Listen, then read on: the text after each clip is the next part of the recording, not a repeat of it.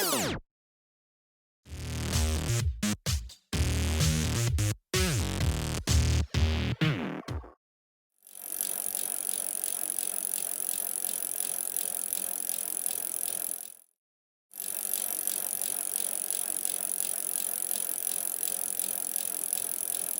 up, humans? Kurumi here, and welcome to our tips, tricks, and guide video. In this video, we are going to show you tips and tricks for Gatotkaca. But if you guys are interested on watching the complete guide, just search for Toym Traveller Boot Camp Gatotkaca on the search bar. Anyway, let's proceed.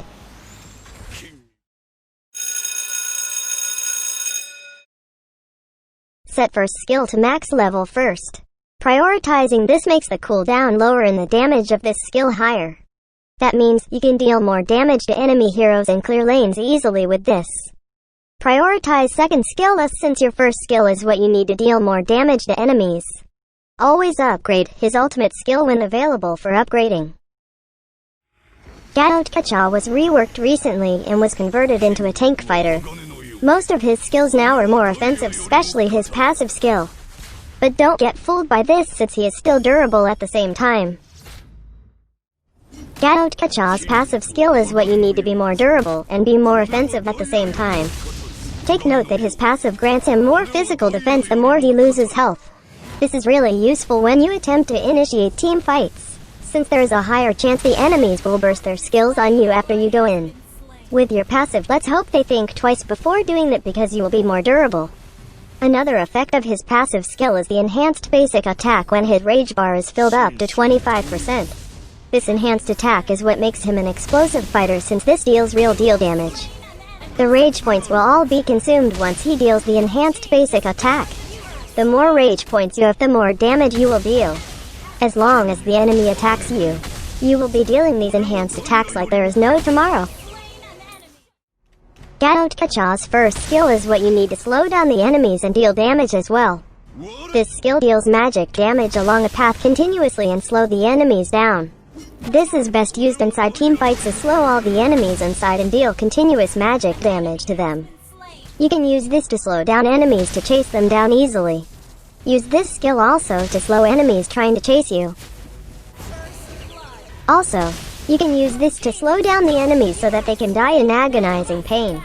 You can also use this to harass enemies with the initial damage.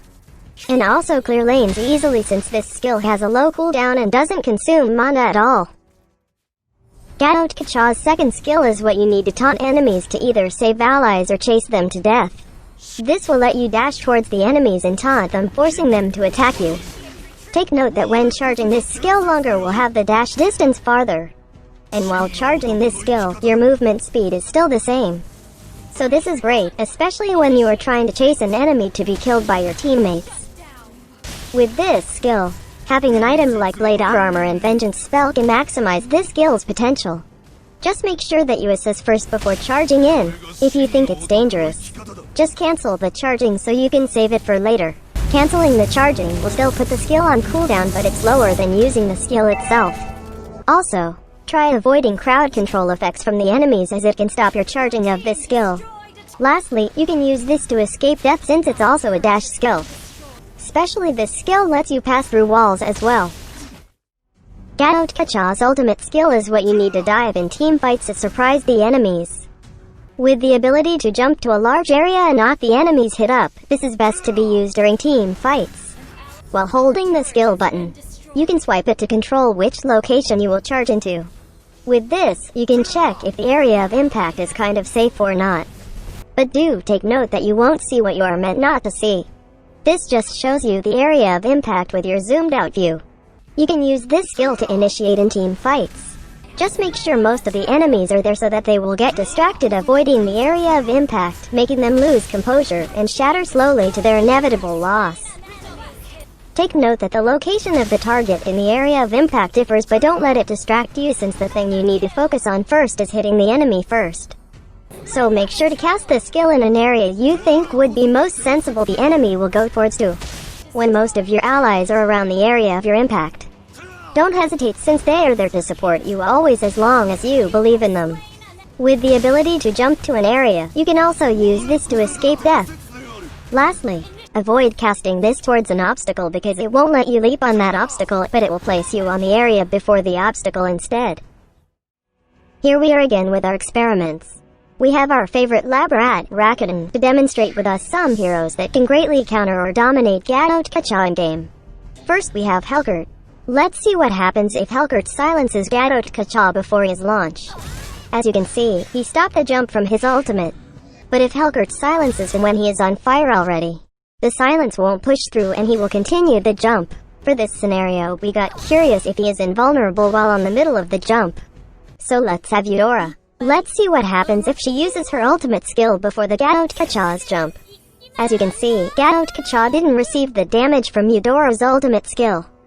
This just low-key shows us that he is invulnerable when Gatotkaca is on fire already. So even if Hylos stuns Gatotkaca during the jump when he is already color orange, it won't stop him from shouting flame on. Now let's have Kimi. Let's see what happens when we taunt Kimi. As you can see, Kimi was taunted and was stopped from running, but her basic attack still keeps shooting towards the direction where Gatotkaca is not. And again, we are seeing Kimi being stubborn of simple mechanics like this. Next, we have Lolita. Let's see if she can block Gatotkaca's first skill with her shield. As you can see, his first skill pushed through and still deals damage on the ground. But when we tried taunting Lolita while her shield is up, she attacked us and her shield is still up. I'm amazed that Lolita can do multitasking like this. Next, let's have Kufra. Let's see if his second skill can stop Gatotkaca's jump. As you can see, he still proceeded with the jump. So this is clearly not considered as a blink that is stoppable by Kufra's second skill. Next, we have Odette. Let's see if we can stop her ultimate skill casting with our taunt.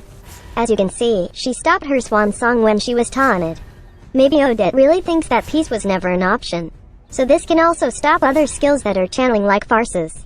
Next, we have Hanzo. When Hanzo uses his ultimate skill, you can easily track his real body with your ultimate skill, since his trail is visible with your zoomed out vision. So all you need to do is track it and jump on him and give him a tight hug after.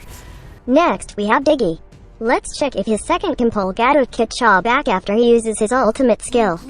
As you can see, he wasn't pulled back and was able to do his sweet escape. Next, we have Karina. Let's see if our enhanced basic attack will push through Karina's basic attack immunity. As you can see, Karina's first skill really lived up to its purpose. Lastly, we have Guinevere. Let's see what if we jump on her while using her ultimate skill. Will she juggle us in the air, or will she just ignore us? As you can see, we were not juggled in the air probably because we are not considered knocked up. I was really hoping Guinevere will be juggling Gatotkaca instead.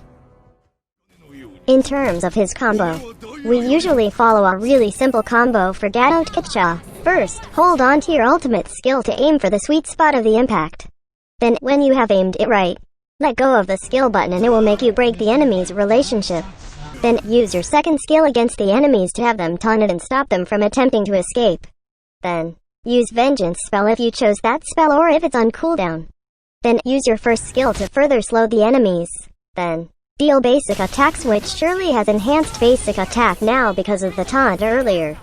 Just use any skill available next. Additional tip: even if Gatotkaca is now a tank fighter, always tank for your allies. Let them have the gold buff, especially if they are the core heroes of your team. Your generosity will lead you guys to victory for sure. The tips I mentioned are just some of the ways you can use Gatotkaca. This video just guides you on how to use Gatotkaca the Kurumi way. We would like to thank our Wakandian brother, Rakuten, for being our lab rat for this boot camp. You can search for him in-game and tell him how much you appreciate him, willing to sacrifice his pride and honor for our sake. Watch his in-game streams and send some flowers and hearts. So, once again, this is Kurumi and that's how you use Gatotkaca. Thanks for watching. Do not forget to like and share this video. Also subscribe to our channel for more contents by clicking on the subscribe button below.